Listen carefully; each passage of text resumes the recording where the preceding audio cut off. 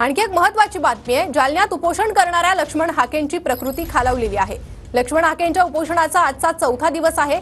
तर वडीगोद्रामधील उपोषणस्थळी लक्ष्मण हाकेंवर सध्या उपचार करण्यात येत आहेत। ओबीसी आरक्षणाला धक्का लागणार नाही याची लेखी हमी सरकारने द्यावी अशी मागणी लक्ष्मण हाके यांनी केलेली आहे। अधिक अपडेट आपण घेणार आहोत आपले प्रतिनिधी संजय सरवदे यांच्याकडून। संजय, नक्कीच आपण बघू शकता की ओबीसी समाजाचं अंतरवाली सराटीच्या विषयावर जे वडीगोद्री गाव आहे त्या ठिकाणी आमरण उपोषण चालू आहे। या ठिकाणी लक्ष्मण हाके हे उपोषणाला बसलेले आहेत आणि उपोषणाचा चौथा दिवस आहे।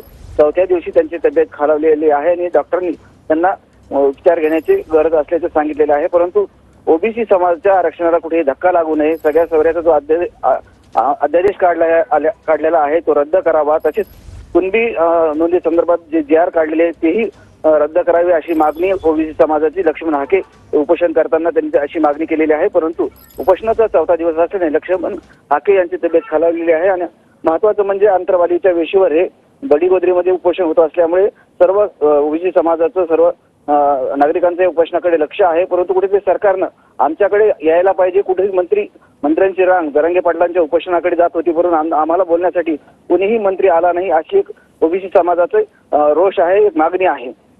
नक्कीच संजय, धन्यवाद या सविस्तर माहितीबाबत।